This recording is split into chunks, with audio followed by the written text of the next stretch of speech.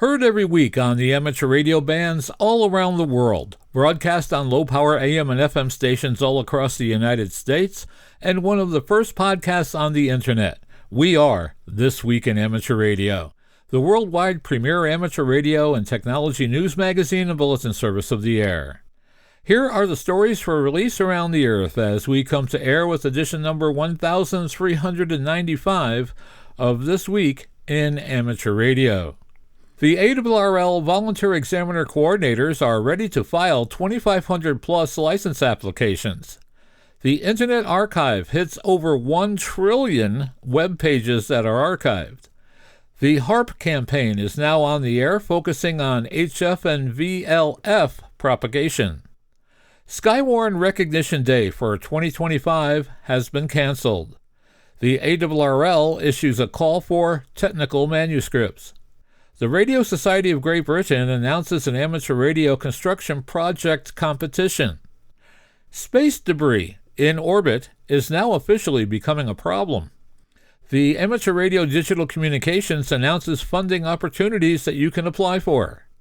Spain announces that it will be shutting down medium-wave transmitters all across the country. Job terminations and closings of labs at the Goddard Space Flight Center is causing concerns. The FCC eyes the auctioning of spectrum for enhanced wireless services, and an amateur radio group is proposing having Season Change Field Day. That would be 4 field days a year. We will tell you all about it in this week's report. These headline stories will come to you in a moment along with this week's special features. We'll visit with Bruce Page, KK5DO, and get an update from AMSAT and what's new with all of those amateur satellites in orbit. Australia's own Onno Benschop, VK6FLAB, and Foundations of Amateur Radio will tell us a story entitled A New Year with New Services to the Public in 1905. Our own amateur radio historian, Will Rogers, K5WLR, returns with another edition of A Century of Amateur Radio. This week, Will takes us back to Thanksgiving week in November of 1923 as we witness amateurs setting new records and view the Macmillan expedition to the North Pole, operating WNP, in part 1 of a series called Scooped. And we will stop by and visit with Bill Sawyers, AJ8B in the DX Corner, with all the latest news on DXpeditions, DX, upcoming radio sport contests, and a lot more. That's all straight ahead as North America's premier amateur radio and technology news magazine and bulletin service, This Week in Amateur Radio, takes to the air right now. Reporting from our headquarters studio just outside of Albany, New York, and wishing all of our listeners the best of the Thanksgiving holiday, I'm George, W2XBS. And reporting from our news bureau in Sandwich, Illinois, where I am eagerly awaiting that first bite of turkey with a little bit of stuffing, I'm Jordan Kurtz, Kilo Echo 9, Bravo, Papa Oscar. And reporting from our studios in Orland Park, Illinois, where I'm home for the holidays and maybe a POTA activation or two, I'm Mike Nicolich, N9OVQ. And reporting from our news bureau in Salem, Ohio, this is Denny Haight, NZ8D. Coming to you from a rather nippy but still sunny Space Coast in Florida, I'm Ed Johnson, W2PH. And reporting from our news bureau in Rochester, New York, along the southern shore of Lake Ontario, I'm Dave Wilson, WA2HOY. And reporting this week from Cortlandville, New York, in the heart of central New York, I'm Chris Perrine, KB2FAF. And reporting from our news bureau just outside Albany, New York, in the Geek Cave studios, I'm Rich Lawrence, KB2MOB. And reporting from our Troy, New York News Bureau, where we're all getting ready for Thanksgiving, I'm Eric, Kilo Delta 2, Romeo Juliet X-Ray. And reporting from our ham radio outpost in the Catskill Mountains of upstate New York, where the big game season is now open and Bruins and Bambies are being bagged, I'm Don Hulick, K2HEJ. And reporting from our news bureau in Fayetteville, Arkansas, where more autumn-like weather has been promised, I'm Will Rogers, K5WLR. Leading off our news this week, ARRL, the National Association of Amateur Radio, reports that the FCC has extended the filing deadline to March 5, 2026 for amateur radio licenses that otherwise were due to expire from October 1, 2025 to March 5, 2026. The announcement is included in the FCC Public Notice DA 25-943, released on Monday, November 17, 2025. The news follows the recent reopening of the federal government on November 13th, following a lengthy 43-day shutdown. Since reopening, many federal agencies, including the FCC, have resumed activities, though reducing backlogs and rebounding to full operations may take some time. This includes continued delays in filing amateur radio license applications.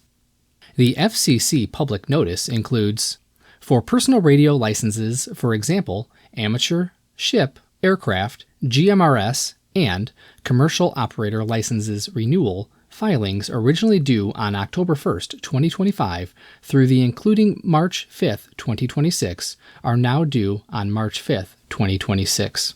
Further, we confirm that licensees whose license have expired and whose renewal filing deadlines have been extended above may rely on their timely renewal filing by the extended deadline to support continued operation pursuant to Section 1.62 of the Commissioner's Rules.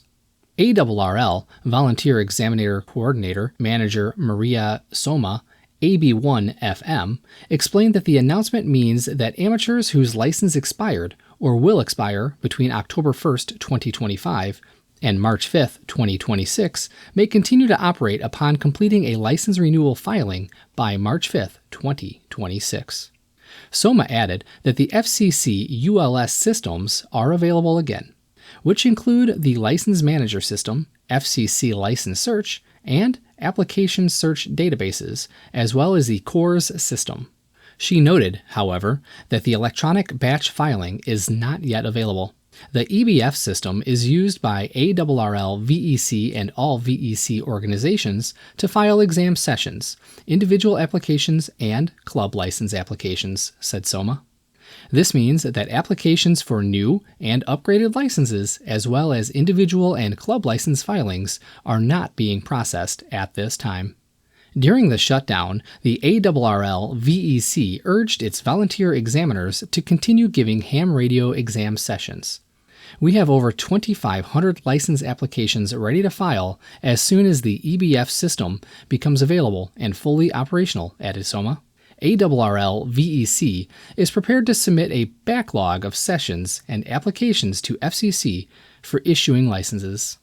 For ARRL VEC exam candidates who are unable to get an FCC registration number known as an FRN while the FCC course system was unavailable, please follow these steps to ensure your license application is ready to be processed promptly once the EBF system becomes operational. Number 1. Register for a CORS account using your email address as your username. 2.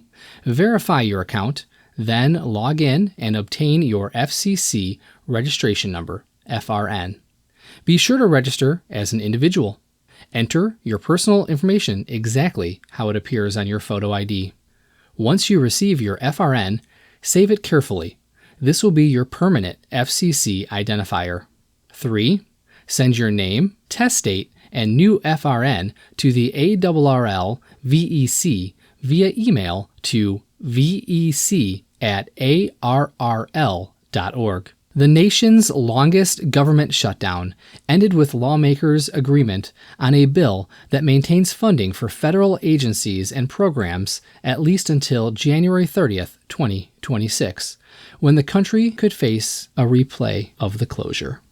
In case you didn't hear, on October 22nd, 2025, the Internet Archive, who hosts the Wayback Machine at archive.org, celebrated a milestone: 1 trillion web pages archived for posterity. Founded in 1996 by Brewster Colley, the organization and its facilities grew through the late 90s. In 2001, access to their archive was greatly improved by the introduction of the Wayback Machine. From their own website on October 21st, 2009, they explained their mission and purpose. Most societies place importance on preserving artifacts of their culture and heritage. Without such artifacts, civilization has no memory and no mechanism to learn from its successes and failures. Our culture now produces more and more artifacts in digital form. The archive's mission is to help preserve those artifacts and create an internet library for researchers, historians, and scholars. We were curious about the Internet Archive technology. Storing a copy, in fact, 2 copies, of the Internet is no mean feat, so we did some digging to find out how it's done. The best information available is contained in an article from 2016 called 20,000 Hard Drives on a Mission. They keep 2 copies of every item, which are stored in Linux directories. In 2016, they had over 30 petabytes of content and were ingesting at a rate of 13 to 15 terabytes per day, web and television being the most voluminous. In 2016, they had around 20,000 individual disk drives, each housed in specialized computers called data nodes. The data nodes have 36 data drives, plus 2 operating system drives per machine. Data nodes are organized into racks of 10 machines, having 360 data drives per rack. These racks are interconnected by a high-speed Ethernet to form a storage cluster. Even though content storage tripled from 2012 to 2016, the count of disk drives stayed about the same. This is because of disk drive technology improvements. Data nodes that were once populated with 36 individual 2 terabyte drives are today filled with 8 terabyte drives, moving single node capacity from 72 terabytes to 288 terabytes or 259.2 terabytes formatted in the same physical space. The evolution of disk density did not happen in a single step, so there are populations of 2, 3, 4, and 8 terabyte drives in the storage clusters. We will leave you with the visual styling of Hackaday Beta in 2004 and what an early Google.com or Amazon.com looked like back in the day. Super big shout out to the Internet Archive. Thanks for providing such an invaluable service to our community, and congratulations on this excellent achievement. The High Frequency Active Auroral Research Program, or HARP, will be conducting a research campaign November 17th through the 22nd UTC. Operating frequencies will vary, but all HARP transmissions will be between 2.75 and 10 MHz. Actual transmit days and times are highly variable based on real-time ionospheric and/or geomagnetic conditions. This campaign is being conducted in support of research proposals from the University of Alaska Fairbanks, Aerospace Corporation, the University of Colorado at Denver, Embry-Riddle Aeronautical University, the University of Florida, Johns Hopkins University's Applied Physics Laboratory, the Naval Research Laboratory, and the University of Texas at San Antonio. This research is supported by the Subauroral Geophysical Observatory Award from the National Science Foundation. Scientific goals of these experiments include studies on the effects of ionospheric conditions on high-frequency radio wave propagation, generation, and propagation of extremely low-frequency/very low-frequency waves. This campaign will also introduce a Rayleigh LiDAR system as a new diagnostic tool for measuring temperature and density at an altitude of 11 through 85 kilometers. Here are a few of the frequencies that are expected to be used for these experiments. Note that these are subject to change based on real-time conditions in the ionosphere. The included transmission notice supplement contains information on the frequencies HARP is authorized to transmit. HARP transmissions will only occur on our authorized frequencies. There are no specific data collection requests from funded investigators, but reception reports are appreciated and may be submitted to our online form at haarp.gi.alaska.edu. On November 21st from 0000 to 0800 UTC on 3.25, 4.3, 5.25, and 9.6 MHz. On November 22nd from 0400 to 1100 UTC on 3.089 and 9.6 MHz. The National Oceanic and Atmospheric Administration's National Weather Service, or NWS, has announced the cancellation of Skywarn Recognition Day. The necessary time and resources required to plan a comprehensive national event for Skywarn are not available this year, Thus, the difficult decision was made to cancel this year's event.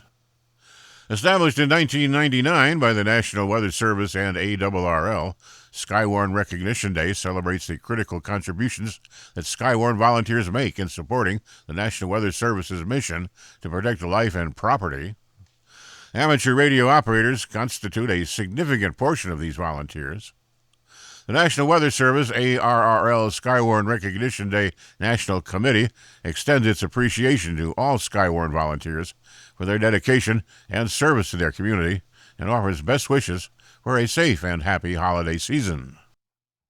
Share technical insights on your field day setups and emergency communications activities. QST invites submissions of technical manuscripts from licensed amateur radio operators for upcoming issues focused on ARRL Field Day and emergency communications operations. We're looking for educational, how-to pieces that help fellow hams improve their setups, strategies, and technical know-how. What we're looking for: innovative or proven techniques for emergency preparedness and response, technical solutions for field day operations, power, antennas, logging, digital modes, etc., integration of new technologies like SDR, mesh, networking, solar power, in-field scenarios. Examples of how the popularity of Parks on the Air portable activations has changed your approach to setting up field day and emergency communication stations. Examples of how portable antennas and LifePo batteries have replaced base station antennas and generators. Manuscripts should have a strong how-to component. Tell us what you did, but more importantly, tell us how you did it. Submission guidelines. Audience, licensed amateur radio operators. The length, 1,000 to 1,800 words, plus high-resolution images with caption and photo credit information, including the name and call sign of the photographer. Tone, educational and collaborative, share that works. Format, plain text or Word document. Deadline, January 31st, 2026. Submit to qst@arrl.org. Why contribute?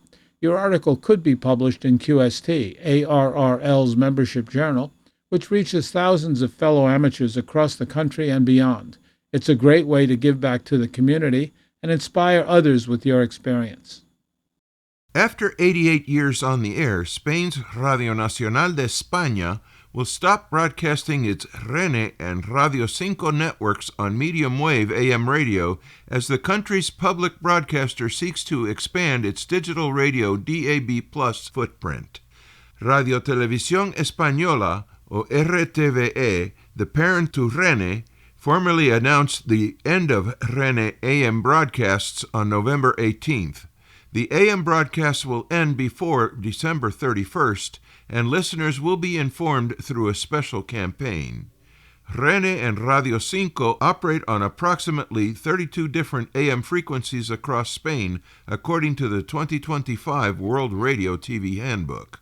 The following announcement started airing on Rene on November 14th. The voice of Pepe Fernández, the director of its weekend morning program, said, quote, "No es un día cualquiera," was heard on the medium-wave Rene network according to a recording provided by Jorge Garzón on the Medium Wave Info blog. Medium wave technology brought us all these events, but now medium wave will cease because radio progresses as we do, the announcement translated from Spanish to English said. Now you listen to us via FM, mobile phones, smart speakers, and we are developing our own new DAB+ network. Gorka Zumeta, a Madrid-based radio and podcast consultant, reported that Spain's Ministry for Digital Transformation and Public Administration is preparing a royal decree for DAB+ implementation.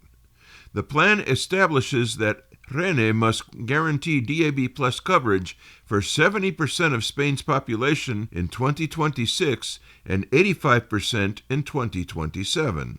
Zumeta described the Rene news as a bombshell. He noted that it was unusual for a Rene on-air announcement to precede any sort of press release from Radio Televisión Española.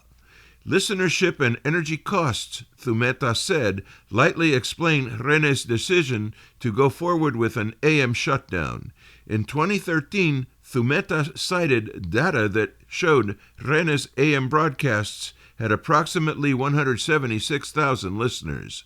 In the latest Estudio General de Medios survey, Rene's AM broadcasts registered only 69,000 listeners, 58,000 of them on the former Radio Uno and 11,000 on Radio Cinco Todo Noticias broadcasts, according to Thumeta.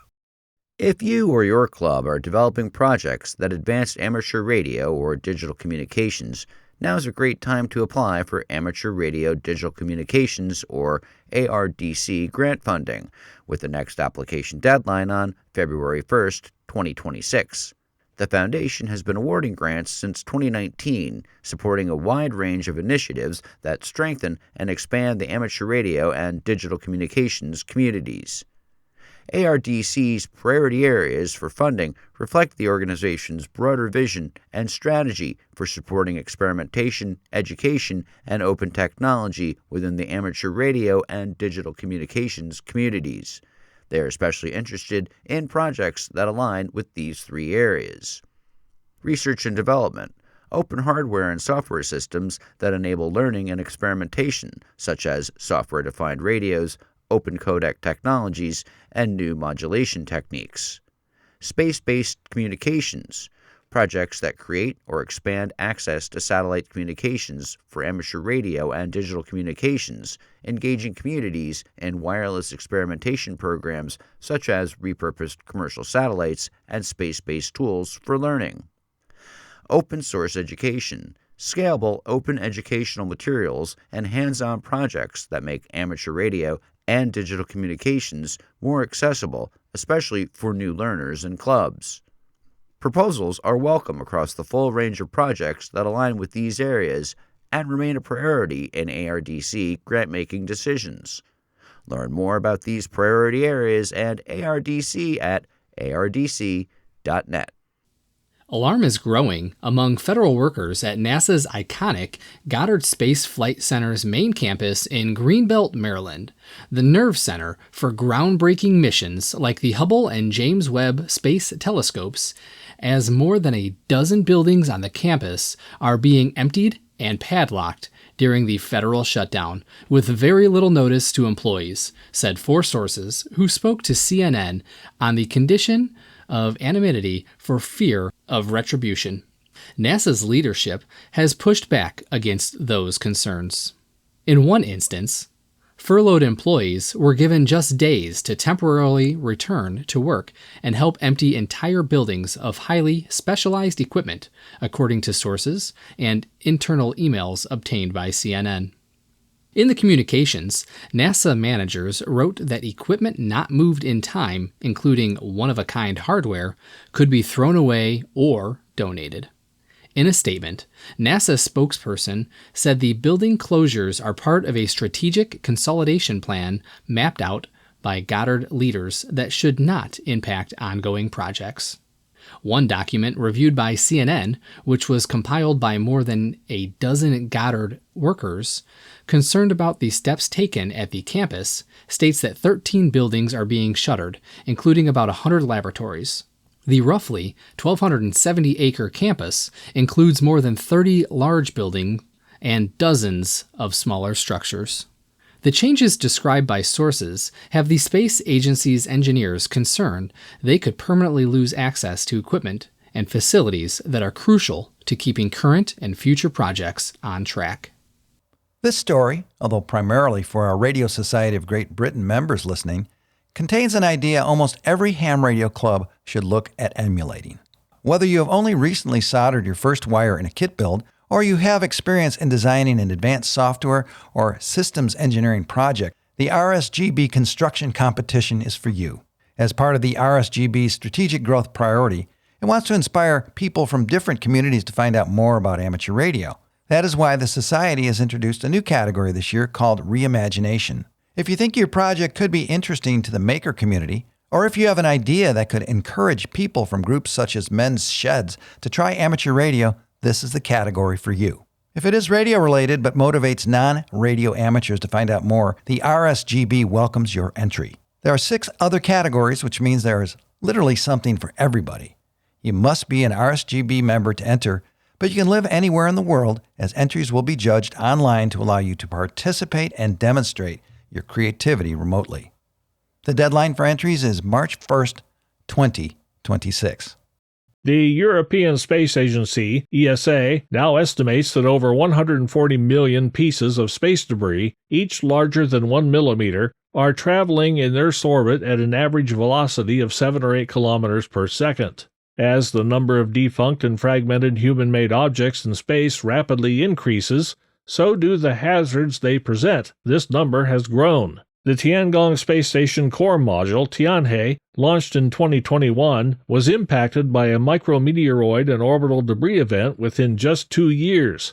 The impact damaged solar panels, causing a partial loss of power, necessitating 2 spacewalks for repairs and the installation of external debris protection devices. The 25-year-old International Space Station has performed more than 30 in-orbit maneuvers to avoid satellites and trackable space debris. Micrometeoroid and orbital debris damage over the years to the ISS has impacted both the Russian Progress and Soyuz vehicles, Canadarm2, and one of the 7 windows of the cupola. When the Ressur's P-1 satellite broke apart in 2024, creating more than 100 pieces of trackable debris, the ISS crew took emergency shelter in their return vehicles for over an hour.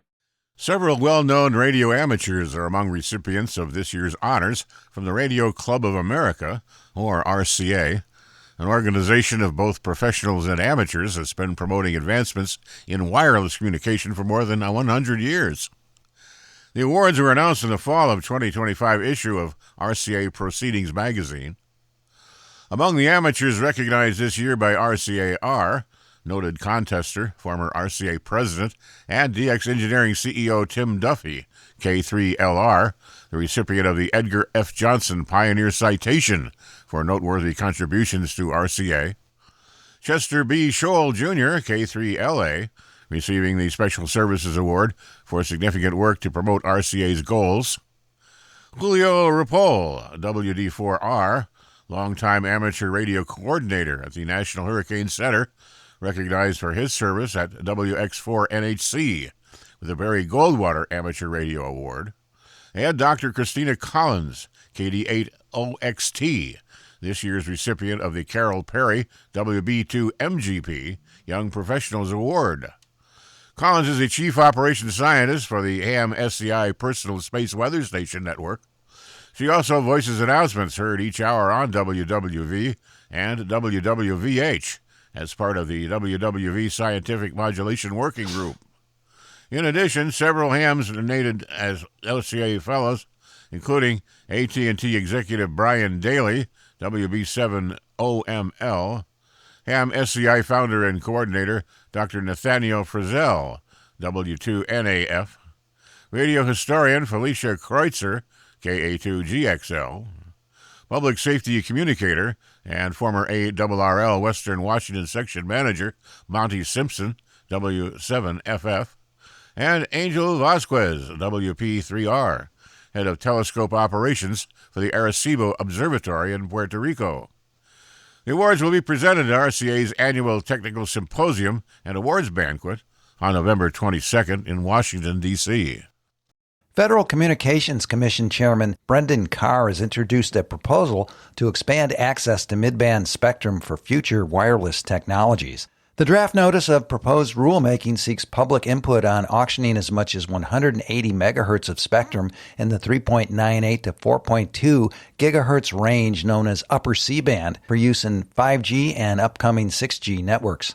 Chairman Carr stated, "Restoring America's leadership position is important. After all, freeing up spectrum drives down prices for consumers, creates jobs, and increases competition. It also plays a vital role in promoting our national security and geopolitical interests." He continued, "We've seen how the lower C-band powers in-home and high-speed mobile broadband across the country. So it is now time to start making important decisions on how best to unleash new wireless services quickly in the band."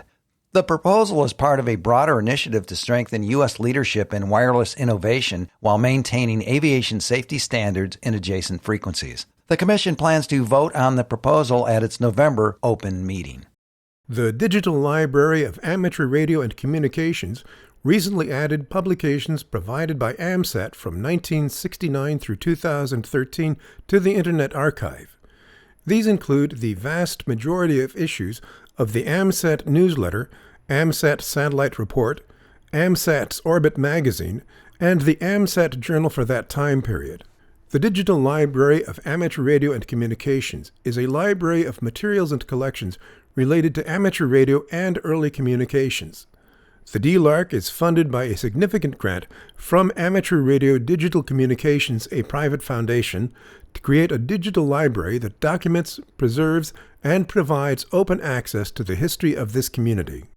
In the UK, Ofcom has agreed to the Radio Society of Great Britain's request to extend the 146 to 147 MHz NOV for a further year. It is available on a non-interference basis, and the NOV is subject to a 30-day notice period of change or withdrawal. Ofcom's objective in allocating this new part of the spectrum is to encourage amateurs to experiment and test new communication schemes and systems.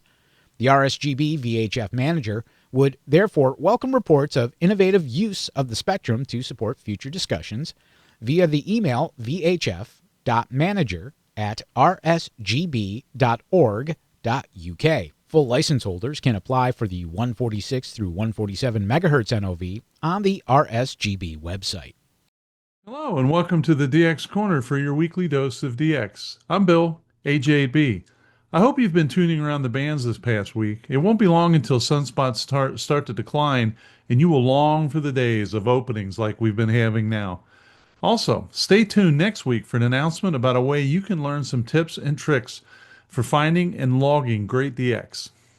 Each week, I try to focus on those entities that will be available in the next 7 days. There's so much data to sift through that I thought a focus on the next week might be helpful. Here's what you should find QRV when you tune the bands. The following information is from Bernie, W3UR, editor of the Daily DX, the Weekly DX, and the How's DX column in QST. If you would like a free 2-week trial of the Daily DX, your only source of real-time DX information, just do what several other listeners have done. Shoot me a note at thedxmentor@gmail.com, and I'll get you fixed up. Well, first, we have a lot of activity coming up in Uganda, 5 X-ray. Here's the information.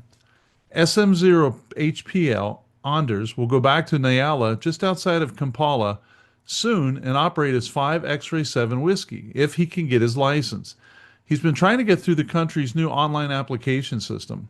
Besides day-to-day operations, Anders will make a serious attempt in the CQ Worldwide DX context, CW as a single operator, all-band QRP effort. His activity will be on 80 through 10 meter CW, FT4 and FT8 through December 8th. QSOs will be uploaded to ClubLog and LOTW, and you can QSL his operation via M0 Oscar X-Ray Oscar. Don, G3XTT, will return to Uganda for the CQ Worldwide DX contest, also, having had to cut his trip short last year for a domestic emergency. He will be entering the contest as 5 X-Ray 1 Delta Fox, single operator, single band, which will be 40 meters, high power.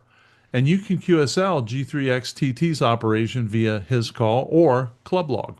And finally, G3XAQ Allen will again be on as 5 X-Ray 1 X-Ray Alpha from Barenga near Kampala, November 17th through December 3rd. Mostly CW with perhaps some FT8, he says. He will be on in the CQ Worldwide DX contest, CW, probably single band, 15 meters. QSL direct only to Golf 3, Sierra Whiskey Hotel, or use LOTW. So you have at least 2 entries in the CQ Worldwide DXCW that's coming up that are single band, 40 and 15. So check your needs, and if you need them, get those guys in the log. We have information on a rare IOTA DXpedition to Playa Blanca, which is SAO84, and the call sign is Hotel Kilo 4 stroke Papa Yankee 8 Whiskey Whiskey.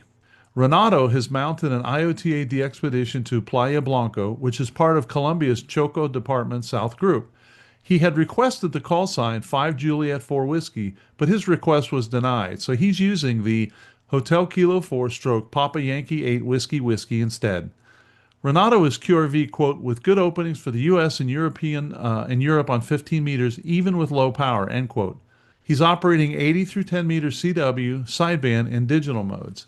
And this is another example of, even if you're not into IOTA right now, when you hear one that comes on that's particularly rare, it might be worth working it just to get it in the log. And someday when you actually start chasing IOTA, you'll be glad you did.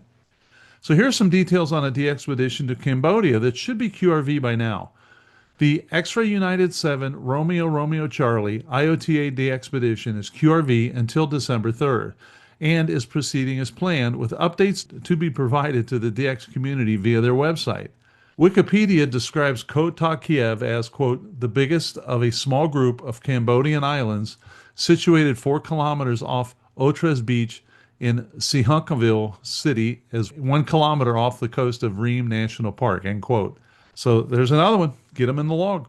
And then we have Benin, Tango Yankee. Red, Delta Lima 1 Bravo Uniform Golf, plans to be in Cotonou, where he will operate as TY5 Fox Radio. He will utilize an IC7300 transceiver and a CJ3000 auto tuner, running 100 watts into either a 40-meter wire or a G5 RV antenna. He is QRV using CW and sideband across 80 to 10 meters until December 7th. This period includes participation in the CQ Worldwide DX CW contest as a single operator, all-band, low-power entry. All QSOs will be uploaded to ClubLog. QSLs may be sent direct or via the Bureau to Delta Lima 1 Bravo Uniform Golf. Zulu Delta 7 St. Helena. G3AB, also known as 5 Zulu 4 Victor Juliet, Andy, will be departing Johannesburg, South Africa on Friday, November 21st, headed to St. Helena Island. So hopefully by the time you hear this, he's on his way. He'll be there and active as Zulu Delta 7 Victor Juliet from November 22nd to December 7th, including the CQ Worldwide DXCW contest. Then we have an update from the Chatham Islands, which is ZL7. Holger, ZL3I, is returning to the Chatham Islands and will be operating as ZL7IO. He plans to participate in the CQ Worldwide DXCW contest as a single operator, all band, utilizing a newly installed solar system with increased capacity. His stay is scheduled from November 24th until December 4th. And we have an update from Burundi, 9 Uniform 1 Radio Uniform. And this is from Tuesday, November 18th. Quote, our latest club log upload puts us at just over 165,000 QSOs with 2 days remaining in our operation. We are hoping these last 2 days we can reach 175,000 before we QRT. Isn't that amazing? 175,000 QSOs. For our next 2 nights, we will be focusing on low bands, operating FT8 on 160 and 80 on the normal frequencies. On the 17th, we had a problem throughout the day with loss of commercial power and have already experienced this again this morning. We have lost power for a brief time. As a reminder, if we suddenly disappear on phone and CW, it is likely that we have lost our electrical power. QRX, and we may be back soon, or we may be back later, but continue to stand by. The 8 remaining team members are all doing well. The staff here at our Hotel QTH treated us well, but we are all anxious to get back home in the next few days. Again, thanks to the DX community for your support and for all the contacts. 7-3, and that's from 9 Uniform 1 Radio Uniform, the DXpedition team. The DX Mentor features a new YouTube episode this weekend, a discussion with young op Pia DL7 PIA. Pia is one of the youngest hands to win the CQ Marathon contest in Europe in 2024. She is also an accomplished contester, POTA operator, violinist, pianist. You get the idea. Check it out and let me know what you think. Not to be confused, 2 weeks ago, the podcast version dropped. This is the YouTube version. If you want to follow all of the latest DX podcasts and YouTube releases, you should check out the DX Mentor Facebook page and subscribe to be kept up to date on all of the DX activities. So here's a quick contest update, and you've heard so much about it already in the last 8 or 9 minutes. CQWWCW. At the end of the month, you will be able to participate in the CQ Worldwide CW contest sponsored by CQ. The dates are the 25th and 26th of November. Details can be found at www.cqww.com. This is my favorite contest and by far the one I'm most active in. I hope to work you in this contest. Until next week, this is Bill, AJ8B, saying 7-3, and thanks to my XYL Karen for her love and support. I hope to hear you in the pileups. Have a great DX week. Welcome to the 47th segment of Ham Radio History, a century of amateur radio. Hams, Organizations, Events, Inventions. I'm Will Rogers, K5WLR. Our thanks go out to Chris Cadella, W2PA, for granting us permission to use his website as we prepare these segments. Now, ride along with us as we present this next chapter of ham radio history. Scooped. On the evening of 27 November 1923, a mother in Connecticut sent Thanksgiving greetings to her son, who was a great distance away, via radio. She paid nothing for this service, since her message was handled entirely by amateur radio operators. Impressively, it arrived only 6 minutes after she dictated it to a local ham on the telephone, traveling more than 6,000 miles to reach its addressee. Since her son happened to be aboard a ship that was frozen motionless in ice 700 miles from the North Pole, amateur radio was really the only way to convey such a greeting. Her message had traveled from Bristol, Connecticut, via Catalina Island, California, to Eta, Greenland, where the Macmillan expedition received it via its amateur radio station, WNP. Dom Mix's mom had participated in setting a new relay record, albeit one that lasted for only a day. The following night, the same group was at it again. One XAQ in Bristol sent a message to WNP via 6XAD on Catalina, a specially licensed 100-meter station owned by Lawrence Mott, 6ZW, and received an acknowledgement 5 minutes and 6 seconds after starting the message.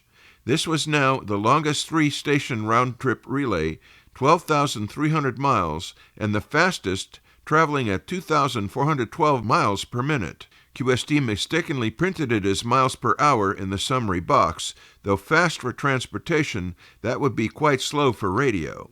This three-station relay circuit operated fairly reliably for more than a week. The morning before Mrs. Mix's Thanksgiving message, another milestone was reached.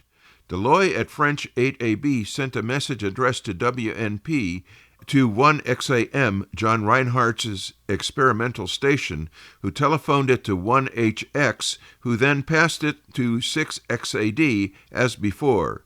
But since WNP was not on the air at the time, 6XAD passed it along to Barnsley at Canadian 9BP, who got it to WNP the following night. Though not a speed or distance record, it was the first for-country relay. In December, a group operating PA9, the first amateur radio transmitter in the Netherlands, specially licensed for the 4th transatlantic tests of late 1923, was soliciting 100-meter tests with American amateurs. Those in Belgium and Italy awaited authorization and expected it soon as well. It seems assured that this is but the forerunner of regular transatlantic operation, predicted ARRL Secretary Kenneth Warner accurately. Oh, for the pen of a Wells to picture the possibilities opened to amateur radio on both sides of the Atlantic, now that we are QSO, he added, referring to science fiction writer H.G. Wells. That the Deloy-Schnell QSO was no fluke was quickly becoming clear to everyone. Just a few weeks after the breathless reporting of that first transatlantic amateur contact, several others made it seem routine. 4 British stations, another French station, and one in the Netherlands all worked the U.S., with at least 9 U.S. stations making contact. And the Europeans were heard by many more amateurs in the U.S. this time, as far west as the Pacific coast. Amateurs at last began to turn their attention away from 200 meters and down to shorter wavelengths. Warner observed that old-time amateurs who thought they had exhausted every thrill of the game are returning now to tackle Europe. The first U.S.-UK QSO was made by Warner himself, operating at Schnell's station, 1MO, now referred to as U1MO, using the new unofficial intermediate U as a prefix. He worked London amateur J.A. Partridge, G2KF, aided by Deloy at F8AB in the early morning hours of 8 December, well past sunrise in London, which made it an astonishing feat. A surprising feature of the communication was that as dawn wore on the other side, signals at 1MO became somewhat better, he wrote. Even when using vacuum tube audio amplification, hams continued the practice of expressing signal strength this way, a throwback to the days of crystal reception. Several other UK-US QSOs followed on subsequent nights. The second station in France to make contact across the ocean was F8BF with U1MO on 16 December, again with the aid of Deloy at F8AB. The first QSO with Holland followed next with U2AGB, following Dutch station PCH on 27 December, receiving a message for ARRL.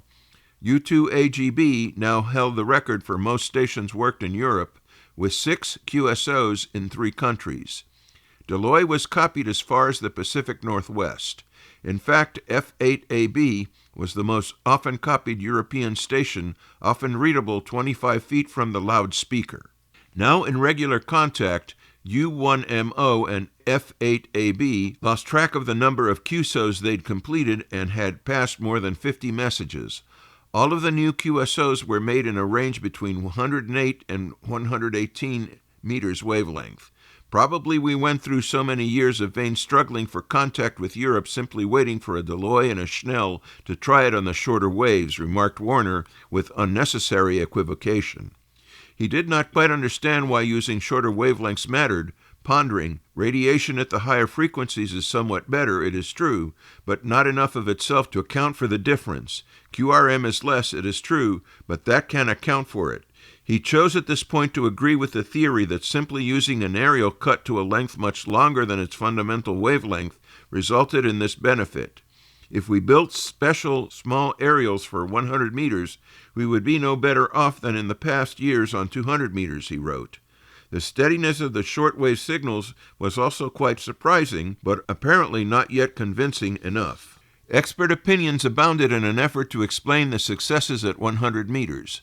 QST technical editor Robert S. Cruz took them on in rapid succession. First, it was not because of lower QRM.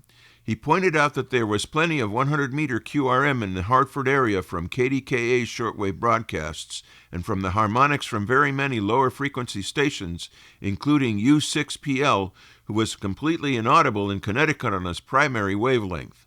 Other broadcast harmonics were troublesome too, including WOR in New York, which was a nuisance because of its wavering nature, as were the signals of various commercial spark stations. He also attributed success to using aerials that were much longer than their natural wavelength, which usually involved tuning them with series capacitors. Cruz debunked ideas that such capacitors cause loss, saying that they do not get hot, so they could not be lossy, and yes, the resistance increases, but its radiation resistance, something good. That was Lesson 1. Lesson 2 was to get down below 200 meters. Even without an experimental license, hams could operate at 150. The third was to make a wave meter so that you can know where you're operating. That was how Schnell and Deloy had done it, he asserted. Among the messages Warner and Deloy handled was this one from Maxim sent to Marconi on 11 December 1923. Hartford, December 11, Marconi, London. American Radio Relay League presents its respects and this evidence of dawn of international amateur radio. Hiram Percy Maxim. Marconi's reply came back via commercial wireless. London, December 17, Maxim Relay League, Hartford, Connecticut. Please accept my thanks and appreciation which I offer you and all concerned for your cordial message transmitted and received by amateur stations. Marconi. Another pair was exchanged between Maxim and Eccles, G2GF, president of RSGB, a few days later. We'll continue this segment next week. Included in this material are quotes from the following. New Worlds Relay Records, QST, January 1924, page 18. Kenneth B. Warner, The Progress of Transatlantic Communication, QST, February 1924, page 15. S. Cruz, What the Work with F8AB Teaches the ARRL, QST, February 1924, page 32. With appreciation to Chris Cadella, W2PA, for allowing us to use his website, Ham Radio History, A Century of Amateur Radio, Ham's Organizations, Events, Inventions in the preparation of this segment, I'm Will Rogers, K5WLR, reporting for This Week in Amateur Radio. Foundations of Amateur Radio. Recently, I spent some quality time digging into the origins of a word in common use. In doing so, I contacted the Postal Museum in the United Kingdom and received a lovely reply that included a photo of a document in their archive.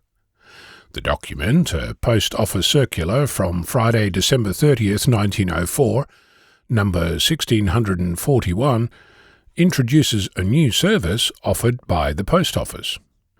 Let me read to you what it says, and I quote, "Telegrams to and from ships by wireless telegraphy, to be noted at telegraph offices only.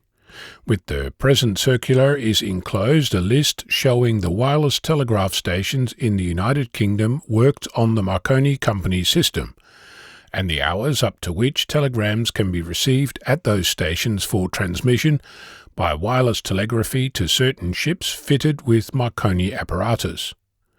By another notice in this circular, postmasters and others concerned are requested to enter the names of the stations in the code book with the necessary particulars.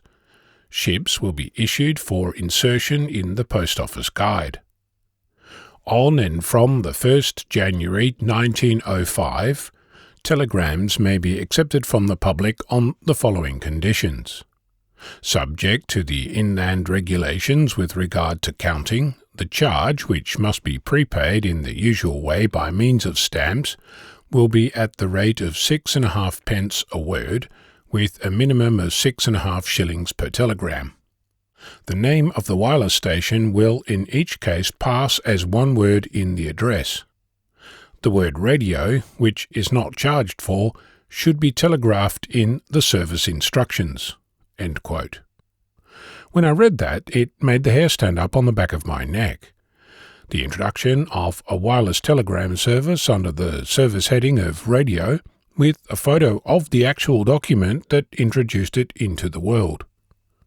I also learned that there's a dozen pennies in a shilling, and over the years before decimalisation in 1971, the composition of coins changed, which made converting this into today's money interesting. As an aside, the Royal Society has a wonderful article, The Science of Money, Isaac Newton's Mastering of the Mint. Back to radio. This is 1904 bleeding-edge technology, and it's priced accordingly. The starting price for a radio telegram on New Year's Day 1905, 6 bob and 6, or 3 florin and 6pence, or a crown a bob and a tanner, is worth just over 34 Great British pounds today. That's just on $45 or nearly 69 Australian dollars. That's the minimum price. The price per word, 6pence halfpenny, is just over 2 Great British pounds today, nearly $4 or almost 6 Australian dollars. Compare that to the price of SMS, which started at about 21 cents here in Australia. Today it's about 3 cents per message of 160 characters. This seems like a lucrative business to be in, but I digress. Again, from my current and ongoing research, it appears that until this point, the early 1900s, the word radio was always accompanied by another word. For example, in this context, radiotelegraphy. Another combination of the day is radioactive, as well as radiotellurium, which today we know as polonium. Moving on, the response I received from the Postal Museum included other gems, including a reference to the 1904 Wireless Telegraphy Act, from the 15th of August 1904, where I found something fascinating from Section 2, Paragraph 1.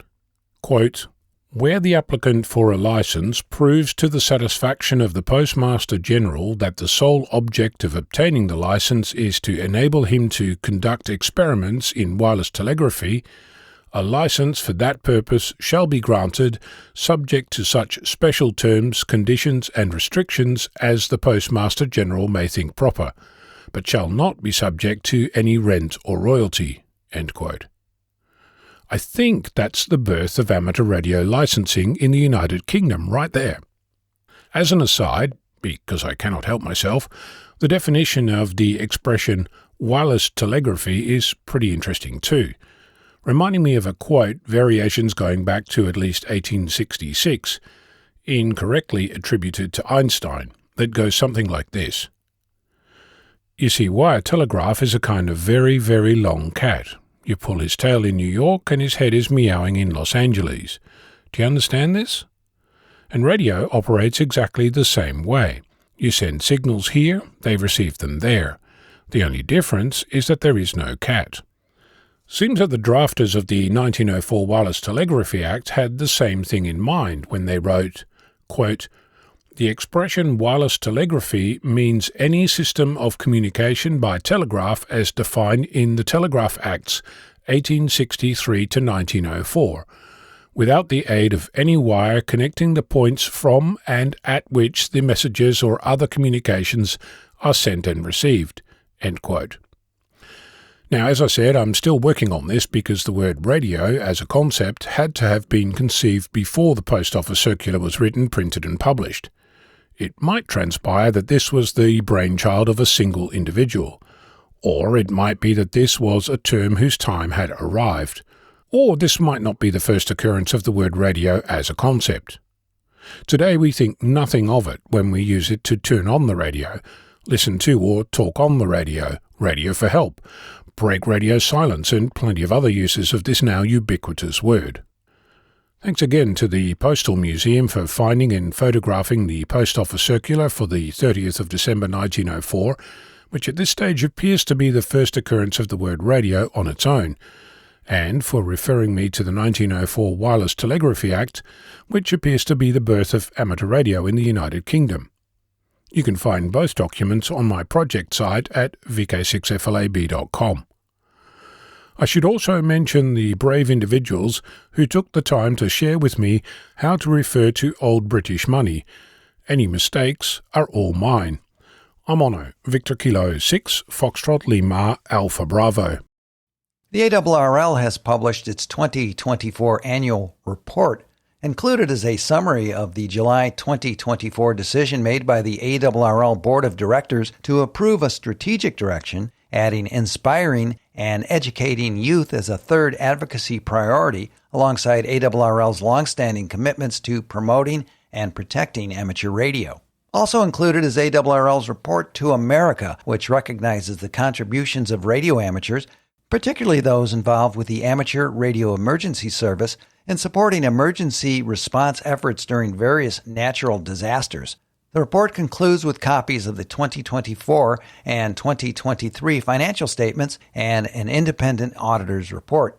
In other ARRL news, there are open positions at the League. Come join the headquarters staff of ARRL, the National Association for Amateur Radio.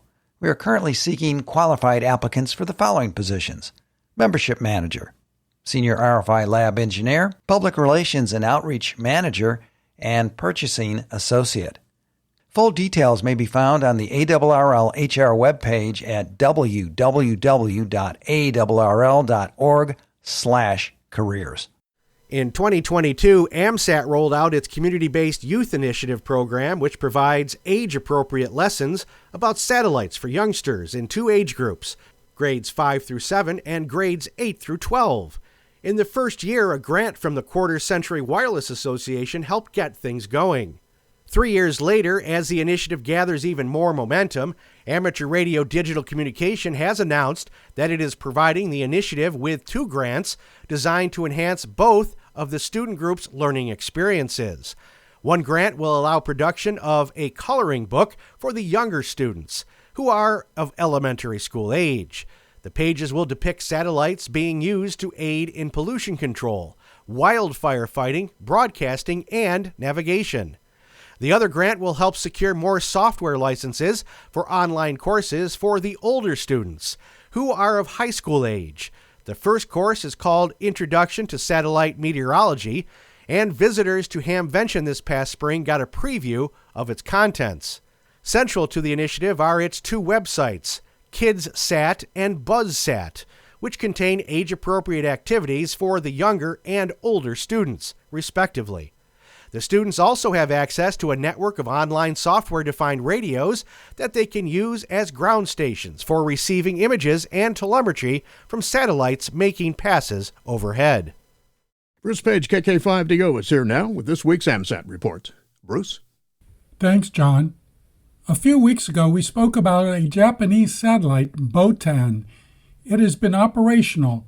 It has an APRS Digipeater on 146.825 MHz. It was originally programmed to operate for 12 hours after activation. However, it turns out to only be operating for 8 hours. What this means is that when the Japanese ground station activates the Digipeater, by the time it reaches parts of North America, it is about to turn off. So that some of North America, Asia, Australia, Africa, Europe, and South America can gather data and use the APRS Digipeater, the satellite was commanded to turn on a bit later than when it was over Japan. Hopefully there will be more passes where the satellite is activated later. As we're talking about APRS has been suspended on the ISS as they are doing a 25th anniversary project sending SSTV on 145.800 MHz. APRS on 146.825 MHz will resume November 20th. This is Bruce Page, KK5DO. Back to you, John. And thanks, Bruce, for that report. It is time once again for our weekly look at solar weather and the terrestrial propagation report. Solar activity has remained low this past week. The largest flare was AC 9.9 on November 19th from a region just beyond the northeast limb near N17. Region 4284 grew slightly in the early part of the period, but was in decay after November 19th. New region 4287 was numbered. A Type 2 radio sweep estimated at 695 km per second was observed on November 19th at 22:15 UTC. It was likely associated with a B9.0 flare from just beyond the east limb. No Earth-directed coronal mass ejections were observed. Solar activity is expected to be at low levels, with slight chance for minor or moderate flares on November 19th through the 21st. Solar wind parameters were at nominal levels. Solar wind speed ranged from 346 to 421 km per second. The phi angle was predominantly negative. By late November 20th, a negative polarity coronal hole high-speed stream is expected to become geo-effective, causing a minor enhancement in the solar wind. High-speed stream activity is expected to continue into November 21st and wane through November 22nd. Solar wind speeds in the 450 to 550 km per second range are likely based on recurrent values. For more information concerning radio propagation, visit the ARRL Technical Information Service, read a quick guide to HF propagation using solar indices, and check out the propagation page of Karl Lewetzelschwab, K9LA. For customizable propagation charts, visit the vocap online for ham radio website. Just ahead in radio sport this week, November 26th, the SKCC Sprint, that's CW. Also on November 26th, the UKE ICC 80-meter contest, that is CW as well. November 27th, the RSGB 80-meter Autumn Series, CW. November 29th through the 30th, the CQ Worldwide DX contest, that's CW. On December 2nd, the ARS Spartan Sprint, CW. December 4th, QRP ARCI Top Band Sprint Contest, that's CW. November 4th through the 5th, the Walk for the Bacon QRP Contest, CW there. Also on December 4th, the NRAU 10-meter Activity Contest, CW Phone and Digital, and the SKCC Sprint Europe, CW. On December 5th, the NCCC FT4 Sprint, that's digital. Also on December 5th, the weekly RTTY test, that's digital. And on December 5th through the 7th, the ARRL 160-meter contest, that is CW.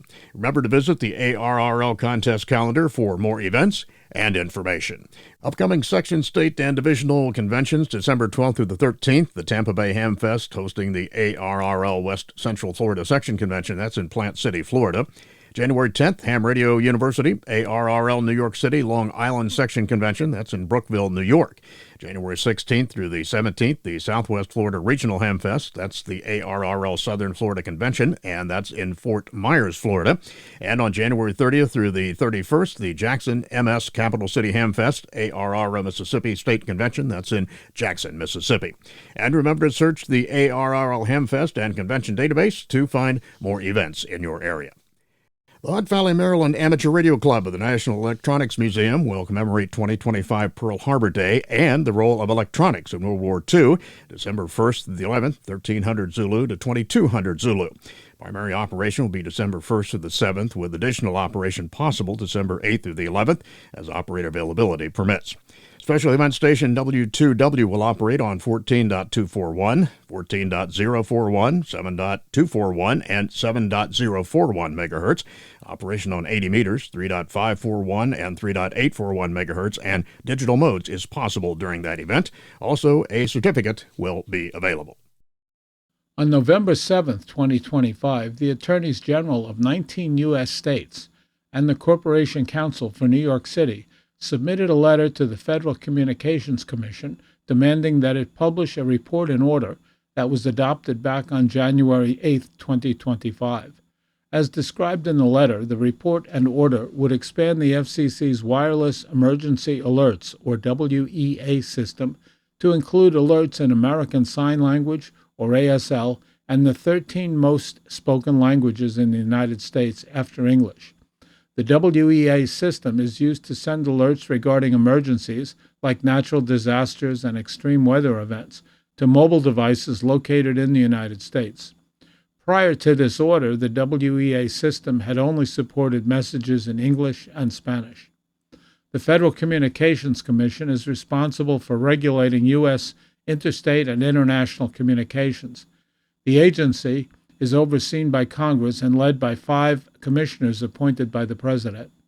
In general, the FCC issues a report and order when responding to public comments and adopting a decision about a proposed rule change as part of its rulemaking process.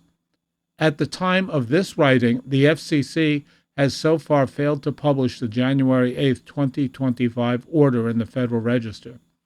The report and order in question is titled Wireless Emergency Alerts, Amendments to Part 11 of the Commission's Rules Regarding the Emergency Alert System, and is referred to in the letter as the Multilingual Alerts Order. The letter highlights the fact that commercial mobile service providers participating in the WEA program will have a 30-month period to comply with the order. However, that compliance period only begins when the order is published in the Federal Register. Nick Brown, the Attorney General for the state of Washington, was quoted in a press release saying, "In a disaster or other emergency, people need to be able to access critical information about how to keep themselves and their families safe, regardless of the language they speak and read at home. The law is clear. The FCC can't refuse to publish its own rules." The authors of the letter are threatening to take appropriate legal action against the FCC if they fail to publish the multilingual alerts order within 30 days of receiving the letter. The English template texts for the 18 alert messages were created by the Bureau, and the translation were developed through a contracted professional translation service for Arabic, Chinese, both traditional and simplified, French, German, Haitian Creole, Hindi, Italian, Korean, Brazilian, Portuguese, Russian, Spanish, Tagalog, Vietnamese, and American Sign Language, ASL. An exception to this requirement was made for the ASL templates, which will be provided as video files but will not include the fillable fields. The order also states that all alert messages using one of the non-English templates will have to be followed by the English version as an important public safety redundancy, and to ensure that individuals with legacy devices that cannot display multilingual alerts at least receive the English message. After terrestrial weather forced Blue Origin to scrub its Sunday attempt to launch its 98-meter-tall New Glenn rocket, unacceptable space weather prevented a launch attempt on Wednesday from Cape Canaveral Space Force Station. In a post on social media, the company said NASA made the call to stand down due to highly elevated solar activity and its potential effects on the Escapade spacecraft. On Tuesday afternoon, NOAA's Space Weather Prediction Center forecast a G4 severe watch connected to a coronal mass ejection first detected on Sunday, November 9th. It noted that this is just the 4th G4 watch issued this solar cycle, making it very rare, and added that impacts were expected about midday on November 12th. The severe G4 geomagnetic storm lit up skies across the northern hemisphere overnight on November 11th and 12th, with vivid northern lights visible across Canada, the United States, and as far south as Mexico. The incredible display followed the arrival of multiple coronal mass ejections, eruptions of magnetic field and plasma from the Sun, launched by sunspot AR-4274, one of the most energetic sunspot groups in the current solar cycle. The ongoing storm ranks among the strongest of solar cycle 25. This particular CME clocked in as the third strongest geomagnetic storm this solar cycle. The first of two CMEs struck in quick succession, compressing Earth's magnetic field and unleashing spectacular aurora shows that lasted well into the night. Blue Origin finally launched its second heavy-lift New Glenn rocket Thursday, November 13th, putting two small NASA satellites onto a long looping course to Mars to learn more about how the Sun has slowly blown away the red planet's once thick atmosphere. The U.S. Space Agency, NASA, is taking a close look at the serious damage that disabled the largest antenna at its Deep Space Network site in California 2 months ago. The 230-foot antenna, which tracks near-Earth asteroids and communicates with NASA's interplanetary spacecraft, has been out of service since September 16th. The antenna suffered an excessive rotation that strained its cabling and piping and damaged its fire suppression systems, which led to water damage and flooding, according to a report on the Gizmodo website. The damaged antenna, prized for its sensitivity, received its first signal in 1966 from NASA's Mariner 4 mission. In preparation for Voyager 2's mission toward Neptune, NASA upgraded the antenna's width from 210 feet, or 64 meters, to 230 feet, or 70 meters. It communicated as well with Voyager 1 in 2012, following the spacecraft's entry into interstellar space. Meanwhile, NASA relies on two other deep space communication antennas. They are located in Madrid, Spain, and near Canberra, Australia. NASA's James Webb Space Telescope, or JWST, has received a remarkable upgrade, not from astronauts or hardware, but from artificial intelligence.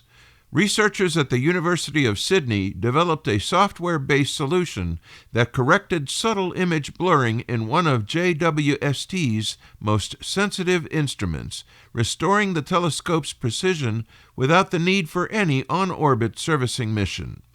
The issue affected JWST's aperture masking interferometer, a specialized instrument designed to resolve extremely fine features when observing stars and exoplanets. Soon after operations began, scientists noticed faint distortions caused by tiny electronic effects within the infrared detector. Rather than planning a complex repair mission, similar to how astronauts serviced the Hubble Space Telescope decades ago, the team pursued a software-only approach. Two PhD researchers, Louis Degoy and Max Charles, created a new calibration system called Amigo that uses artificial intelligence to model the behavior of JWST's detector in space. By correcting a phenomenon known as the brighter, fatter effect, where electrical charge slightly spreads between pixels, their software restored AMI's ability to produce extremely sharp, high-contrast images from millions of miles away. With the correction applied, JWST has achieved sharper-than-ever detections of faint and closely orbiting objects. The team demonstrated improved imaging of a dim exoplanet and a brown dwarf companion orbiting the near star HD 206893, about 133 light-years from Earth. Additional examples included high-resolution observations of Io's volcanic surface, a Wolf-Rayet star system, and a distant black hole jet, confirming that the fix significantly boosts scientific capability. The effort highlights a growing era where software and artificial intelligence can enhance or even repair spacecraft from the ground.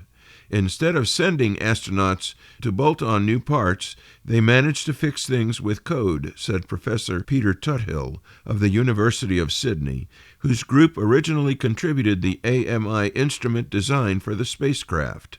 The achievement underscores both the telescope's flexibility and Australia's strong role in cutting-edge astronomical instrumentation. The research has now been publicly released and peer review is underway. The software tools are being prepared for use by the broader JWST science community, ensuring the telescope continues delivering unmatched views of the universe, all thanks to a clever fix developed on Earth with no spacewalks or hardware intervention required. BOTAN, a 1U CubeSat built by students of the Chiba Institute of Technology in Japan, was deployed from the International Space Station on October 10th via the Japanese Space Agency Kubo module. The satellite carries a Earth observation camera downloading images upon ground station command at 437.375 MHz. These downloads occur primarily when the satellite is over Japan. BOTAN also carries an APRS Digipeater operating on 146.825 MHz. The Digipeater is also activated by ground station command. Although the original design specifications called for the Digipeater to remain active for 720 minutes, or 12 hours after activation, observations have shown that it is currently timing out after 480 minutes, or 8 hours.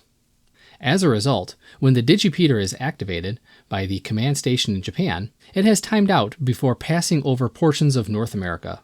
Although the Chiba Institute has asked amateurs around the world for telemetry downloads, the attempts to make use of these satellite services have been frustrating for North American amateurs.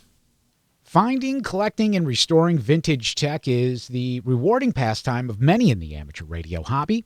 Working with old school gear can be tough, though, when documentation or supporting resources are hard to find. If you're in need of an old manual or a little scrap of software, you might find the Vintage Technology Digital Archive, the VTDA, a useful destination to add to your vintage tech arsenal. The VTDA is a simple website. There's no search function or fancy graphical way to browse the resources on offer. Instead, it's merely a collection of files and a well-ordered directory tree.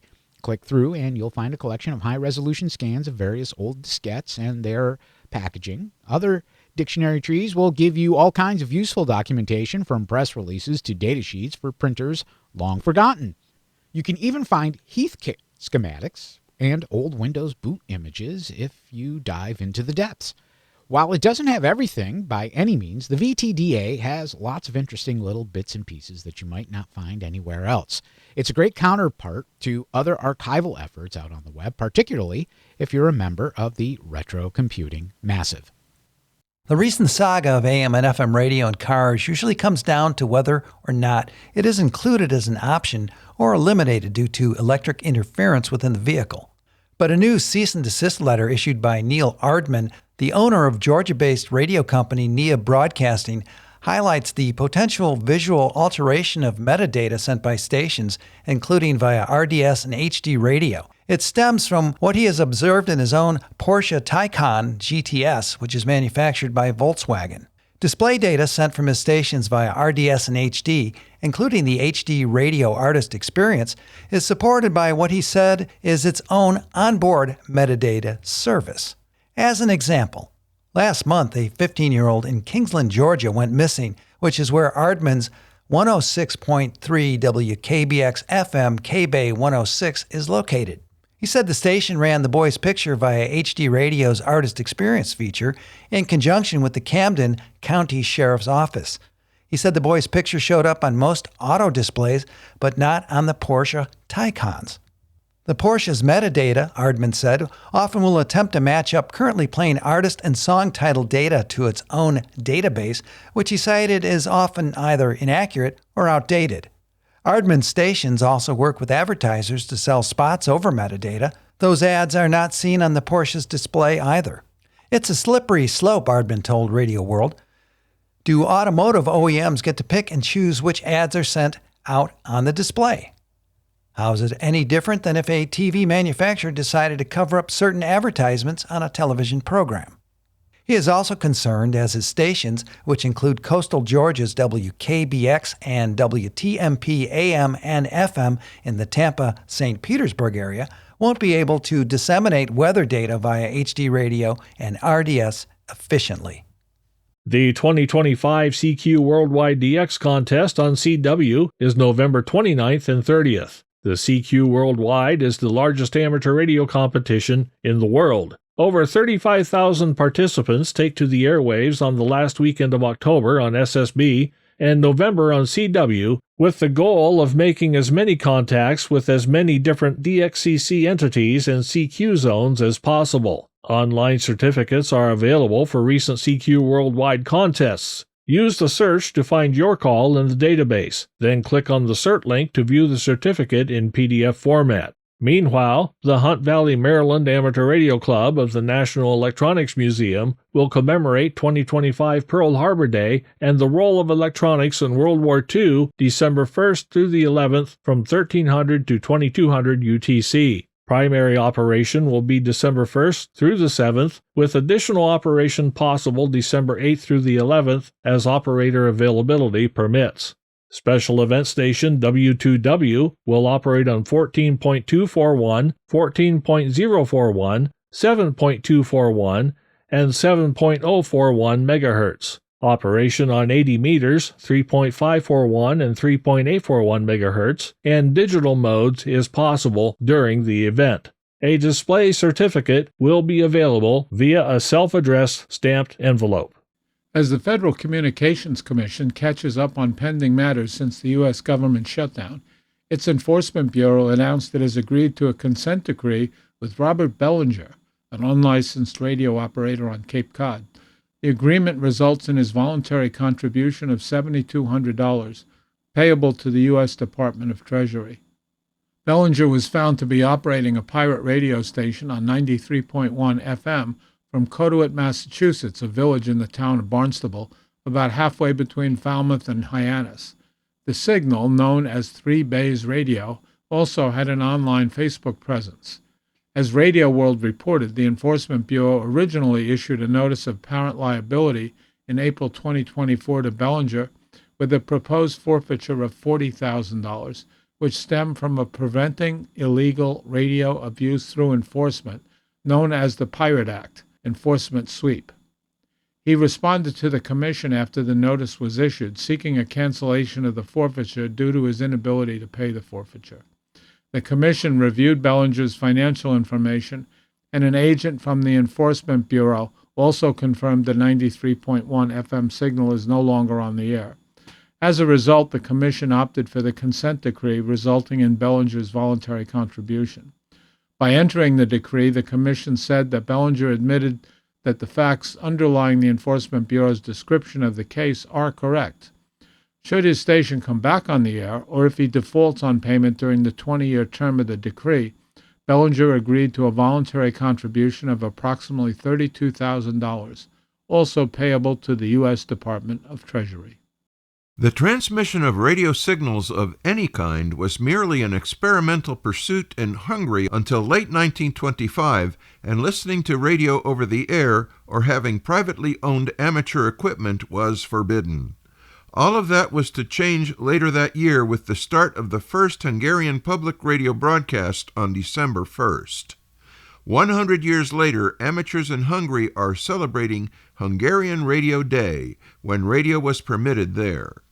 9 special call signs, all beginning with HG100, are on the air throughout December until the 31st, operated by amateurs from the Hungarian Radio Amateur Society and the Honfi József Radio Club.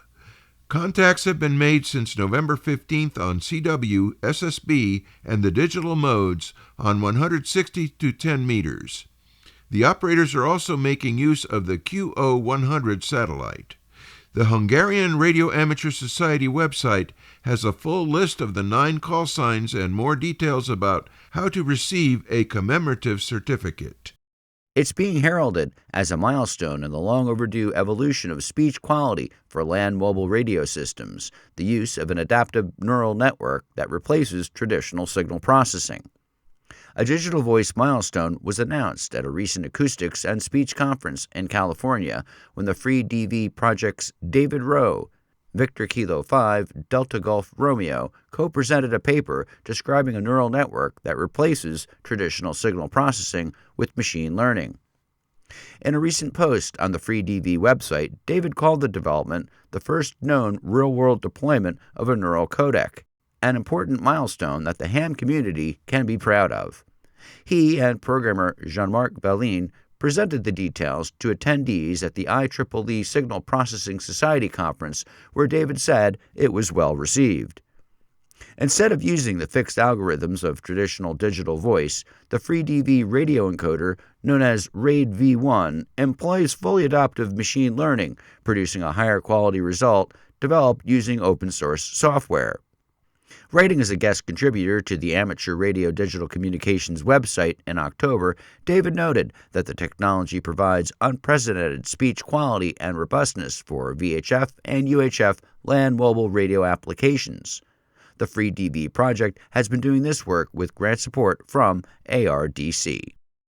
It is time for this week's edition of AMSAT Satellite Shorts from all over, and once again this week, they are real short. We begin with a press release from Amazon that is rebranding its Project Kuiper constellation of satellites in low Earth orbit. The program will now be known as Amazon LEO. There are now 153 Kuiper satellites in orbit intended to provide high-speed internet connections worldwide.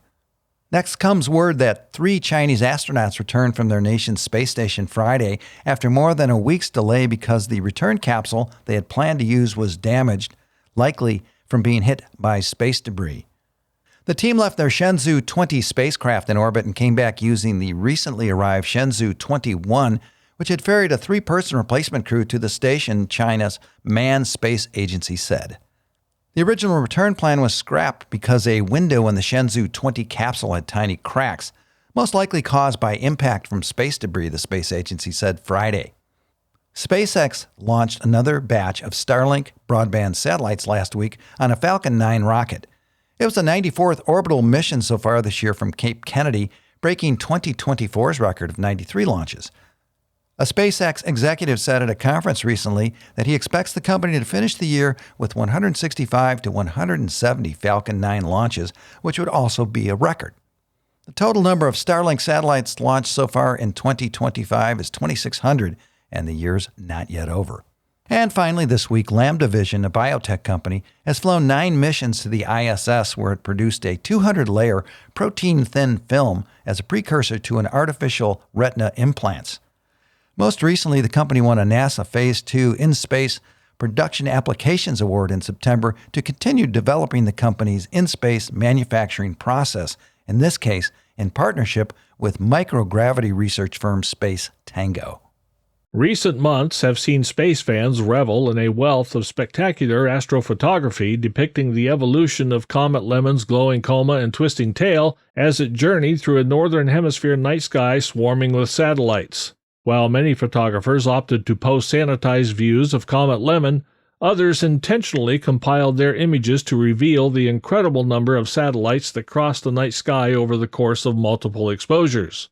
Photographically, if someone is attempting to take a single image of a target and needs the image to be clean, free of man-made objects, well, that image is nearly impossible to obtain, astrophotographer Dan Bartlett told Space.com in an email. Every single subframe I take, prior to stacking, now contains at least one, and usually more than one, satellite streak. There are currently about 13,000 operational satellites orbiting Earth, of which about 8,900 are SpaceX Starlink craft. This number is set to exponentially increase, with SpaceX alone aiming to orbit up to 42,000 of its internet-beaming spacecraft, while competing companies aim to add thousands more satellites to their own mega-constellations. Astrophotographers combat satellite streaks by capturing a multitude of short exposures over the course of a single session. The images are then combined and subjected to an algorithm that determines a median value for each pixel before rejecting outlier pixels with values that exceed set parameters. Finding older versions of particular software can be a real chore, all too often only made possible by the sheer grace and benevolence of their creators. At the same time, older versions of software can be the only way to dodge undesirable upgrades, track down regressions, do historical research, set up a retro computer system, and so on. This is where an archive like oldversion.com is or was incredibly useful, offering thousands of installers for software covering a number of platforms. Unfortunately, as noted on the website, they recently lost their main source of income in the form of Google advertising. This means that after launching in 2001, this archive may have to be shut down before long. Although these days we have sites like archive.org to do more large-scale archiving, oldversion.com is special for being focused and well-organized, along with a long and rich history that would be a shame to lose. A network of repeaters is being created to expand digital amateur radio service in the state of Kansas with the help of a $14,000 grant from Amateur Radio Digital Communications. The network will be accessible to hams in 9 counties. The repeaters will operate on VHF and UHF and provide linkage over the Internet through the Yaesu Wires X, a system that provides even wider coverage. The network call sign will be K0HYS. 2 new repeaters will be established to connect with a repeater that's already in operation in Ellis County. The grant will be given to the Ellis County Amateur Radio Emergency Service Group and STEM Harvest Incorporated, an educational resource that focuses on helping people develop skills in technology. Get ready for a major meteor shower next month and major meteor scatter radioactivity. Hams who played a part in the meteor scatter experiments conducted by HAMSCI, Ham Radio Science Citizen Investigation, during the Perseids show this past August get another chance at action in the sky next month. The Geminids are coming. HAMSCI's experiments for these meteor showers will take place on December 12th and 13th from 0000 to 2400 UTC. Operators are being asked to use MSK 144 on 50.260 MHz and 28.145 MHz. HAMSCI reports that the Perseids show produced more than 70 logs and files for study, and the research group is hoping for similar results this time around. Hams are being invited to participate in the QSO party in what is once again described as a combination of a contest and a special event. Rules for the activity can be found at hamsci.org/MSQP. As the HAMSCI website says, work the rocks, decode the pings. You might not know it, but plans are currently in progress to launch a geostationary amateur radio satellite that would provide multi-mode communications coverage to Europe and most of North America. Future GEO is likely to be very similar to the QO100 satellite that covers Europe, Africa, and the Middle East, with a large portion of Asia. The major difference, of course, would be the inclusion of North America within Future GEO's footprint, opening up geostationary satellite opportunities to one of the largest ham radio populations in the world. What that opens up is existing ham radio modes, analog and digital, utilized through an easily accessible stationary satellite. Beyond typical ham radio activities, QO100 supports high-definition video nets throughout the use of amateur digital TV.